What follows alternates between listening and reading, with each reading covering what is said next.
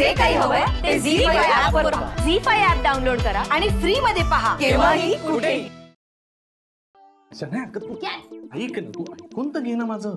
मी काय ऐकून घेऊ यार गॅरी, तू माझं काहीच ऐकत नाहीस तर. काय नाही ऐकत शनाया, सगळं तुझ्यासाठी तर करतोय ना मी यार.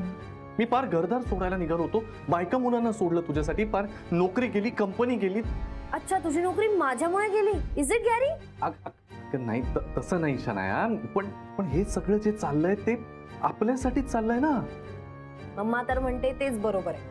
गॅरीला काही जमत नाही, त्याला काही सांभाळता येत नाही म्हणून त्याचा जॉब गेला. मम्माच्या काय माझ्या मम्माच्या काय? मम्माच्या बोलण्यात तथ्य आहे, म्हणजे त्या बरोबरच म्हणतायत, म्हणून तर टॅक्सी चालू आहे. टॅक्सी? काय टॅक्सी?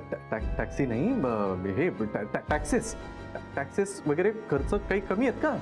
म्हणजे मी जॉब करतोय, पैसे कमवतोय शनाया, पण पैसे टिकत नाहीयेत. याचे टॅक्सेस बिक्सेस सगळे याच्यामध्ये पैसे जातात निघून, पैसेच नाही आहेत. गॅरी पैसे नाही आहेत ना, तरी पण तुला अथर्वसाठी टॅब घेता येतोय.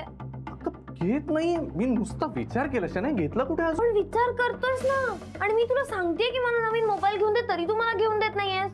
शनाया ऐक ना, तुझ्याकडे मोबाईल आहे, त्याच्याकडे टॅब नाहीये, मग त्याला घेऊन द्यायला नको का? म्हणजे एक असताना दुसरा कशाला उगीच? Is it? मग तुला एक बायको असताना तू दुसरी बायको कशाला केलीस? Tell me. तू सांग ना, कन्फ्यूज काय होतोय? कन्फ्यूज नाही होते मी, तू कुठला विषय कुठे घेऊन जातेस शनाया? मोबाईलचं वेगळं, बायकोचं वेगळं. कसं एक्सप्लेन? आता आमची केसच वेगळी आहे ना शनाया.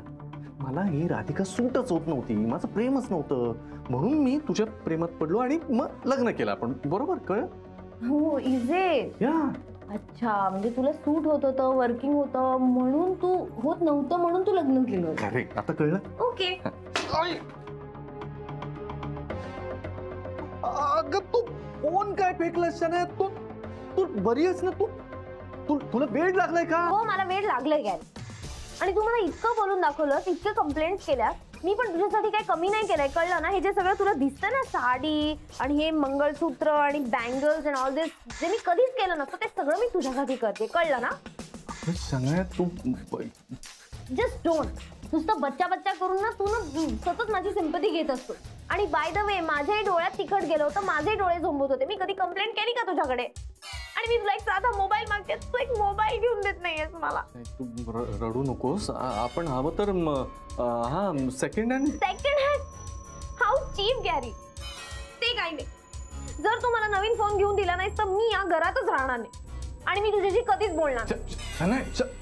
शनाया तू, ही मुलगी वेडी आहे का? फोन काय फोडला हिने? पण नवीन घ्यावाच लागेल हिला.